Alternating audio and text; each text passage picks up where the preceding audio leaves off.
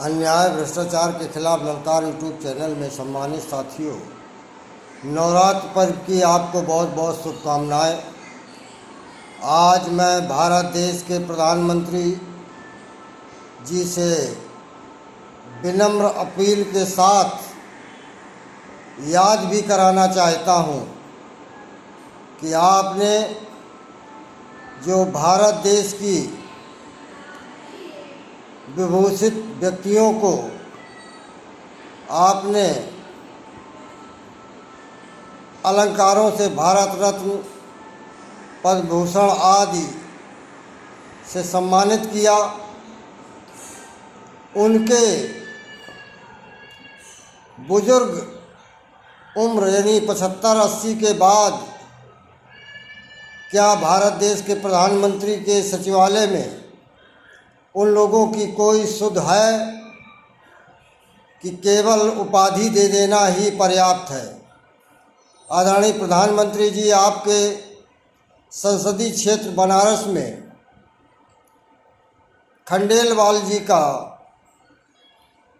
80 के बाद क्या हश्र हुआ, वृद्धाश्रम में गए और 80 करोड़ की संपत्ति रखने वाला व्यक्ति, ऐसे सभी राज्यों के मुख्यमंत्री जो 26 जनवरी 15 अगस्त में लोगों को पद्म भूषण से अलंकृत करते हैं, मैं आदरणीय प्रधानमंत्री जी और सभी राज्यों के मुख्यमंत्री जी से कहना चाहता हूं कि आप लोग राज्यसभा, विधानसभा, विधान परिषद और लोकसभा के सदस्यों को और अन्य निगमों के या सदस्यों को आप वेतन देते हैं, तो क्या उसकी श्रेणी में जो हमारे समाज के पुरोधा हैं या देश के लिए काम किए हैं या देश के लिए बलिदान किए हैं, उनके लिए आपके विचार क्या हैं? कम से कम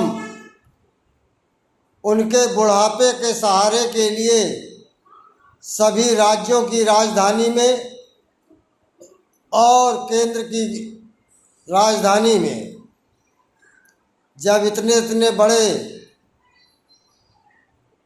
विधायकों को आवास दिए जाते हैं, लोकसभा सांसदों को आवास दिए जाते हैं, तो क्या वहाँ पर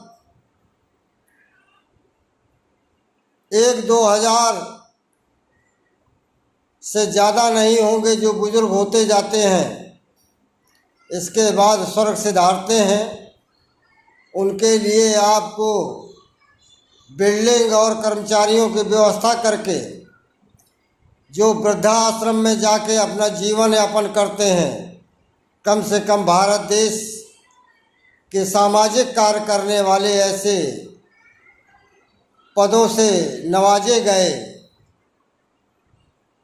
मैं राष्ट्रपति महोदय से कहूँगा कि आप सभी को अलंकृत करती हैं, राज्यपाल अलंकृत करते हैं, तो इनकी लिस्ट बना करके इनके लास्ट समय पे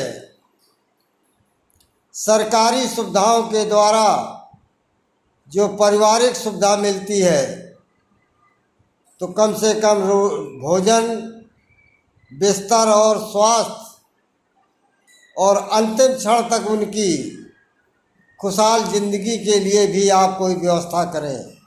धन्यवाद। संपूर्ण ब्राह्मण। जय परशुराम, जय रावण। राष्ट्रीय संयोजक अध्यक्ष अशोक दुबे, जालौन, बुंदेलखंड, कानपुर, यूपी, भारत देश। जय लंकेश।